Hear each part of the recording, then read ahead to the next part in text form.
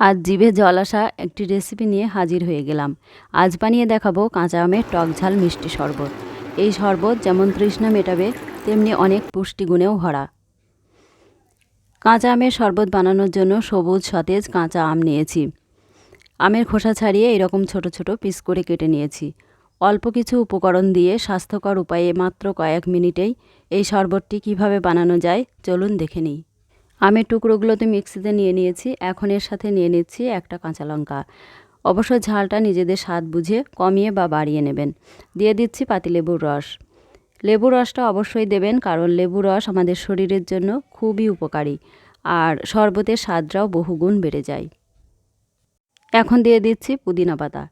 কাঁচা আমের শরবতে পুদিনা পাতা দিলে শরবতের টেস্ট অনেকটাই বেড়ে যায় আর শরীরকে চাঙ্গা করে তোলে। চাইলে একটু ধনে পাতাও এর সঙ্গে অ্যাড করতে পারেন।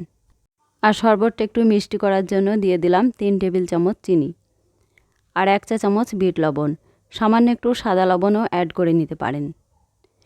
এখন অল্প একটু জল দিয়ে ব্লেন্ড করে নিচ্ছি। ব্লেন্ড করার সময় খুব বেশি জল দেওয়ার প্রয়োজন নেই। ব্লেন্ড করে নিয়েছি, এখন একটা ছাঁকনা দিয়ে ছেঁকে নিচ্ছি। যারা ওজন কমাতে চান বা শরীরের বাড়তি মেদ ঝরাতে চান, তাদের জন্য এটি হবে আদর্শ পানীয়।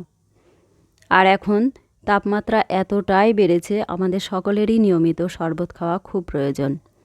কাঁচা আমের এই শরবত 1 গ্লাস করে খেলে শরীর মন দুটোই চাঙ্গা হয়ে যাবে।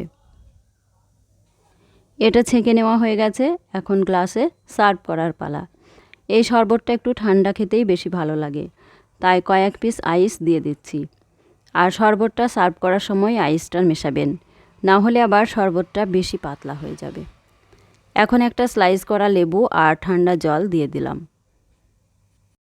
এখন শরবতটা খুব ভালো করে মিশিয়ে নেব। পুদিনা পাতা আর 1 টুকরো লেবু দিয়ে সাজিয়ে দিলে দেখতে খুব ভালো লাগে। রেসিপিটা ভালো লাগলে লাইক, কমেন্ট ও শেয়ার করবেন। আর আমার এই ছোট্ট চ্যানেলটা সাবস্ক্রাইব করতে ভুলবেন না। খুব তাড়াতাড়ি দেখা হচ্ছে পরের ভিডিওয়। সকলকে অসংখ্য ধন্যবাদ।